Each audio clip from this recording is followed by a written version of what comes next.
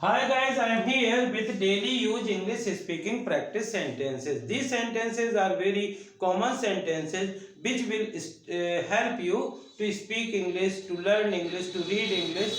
तो यदि आप भी इसी प्रकार के सेंटेंसेस में इंटरेस्ट रखते हैं तो प्लीज सब्सक्राइब कीजिए पंकज इंस्टीट्यूट ऑफ इंग्लिश तथा इसे ज्यादा से ज्यादा लाइक और शेयर करिए। Let's start our first sentence.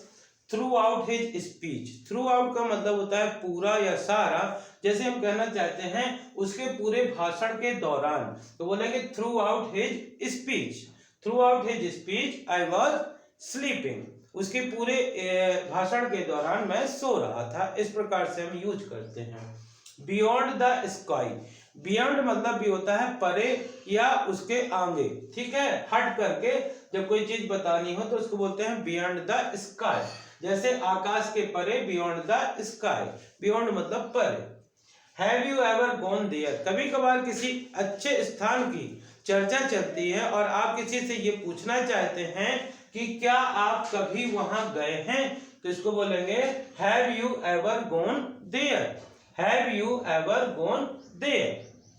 Next sentence, there is my office across the road. Across जो होता है ये प्रीपोजिशन होता है जिसका मतलब होता है उस पार। जैसे across the road, across the river, across the railway line. तो इसी प्रकार हम यूज कर सकते हैं। जैसे मेरा ऑफिस सड़क के उस पार है। There is my office across the road. There is my office across the road. I can see you through the pipe. Through मतलब होता है से होकर के, किसी चीज के अंदर से होकर के जब बात करनी हो, यानी द्वारा के अर्थ में, से के अर्थ में थ्रू का यूज करते हैं।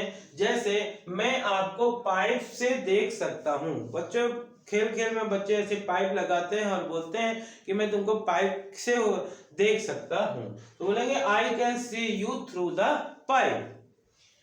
He never went out of state. out of का मतलब होता है के बाहर। ये भी प्रीपोजिशन की तरह यूज होता है। जैसे हम कहना चाहते हैं कि वह कभी भी अपने प्रदेश या राज्य से बाहर नहीं गया है, तो बोलेंगे he never went out of state. He never went out of state. वह स्टेट के बाहर कभी नहीं गया है। The earth moves around the sun. जब हम किसी फैक्ट को बताते हैं तो प्रेजेंट इंडेफिनिट का यूज करते हैं। जैसे हम कहना चाहते हैं कि पृथ्वी सूर्य के चारों ओर घूमती है, तो इसको बोलेंगे the earth moves around the sun. पृथ्वी सूर्य के चारों ओर घूमती है। और जब कोई व्यक्ति किसी के पास किसी को छोड़ता है और कहना चाहता है कि वह आपके साथ रुकेगा, तो इसको बोलेंगे he will stay with you. He will stay with you. और knowledge is above all. Above मतलब होता है ऊपर।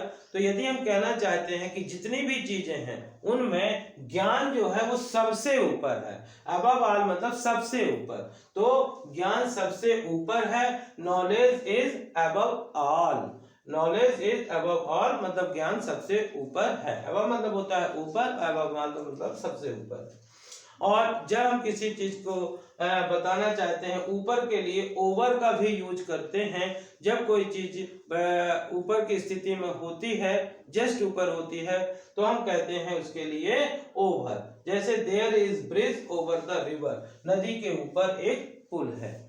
तो dear friends, these are some sentences which will help you to speak English. इसी प्रकार के सेंटेंसेस को यदि आप बार बार पढ़ते, सुनते या केवल लिखते हैं तो आप भी इनका यूज कर सकते हैं। आई होप कि आपको इस प्रकार के वीडियो पसंद आया हो। यदि पसंद आया हो तो इन्हें ज़्यादा से ज़्यादा लाइक करिए, शेयर करिए, और यदि आप चैनल के लिए नए हैं तो प्लीज़ इसे सब्सक्राइब करिए, बेल आइकन को प्रेस करिए ताकि इस प्रकार के वीडियो जब भी अपलोड हों तो उनका नोटिफिकेशन आप तक पहुँच सके। Thank you for watching.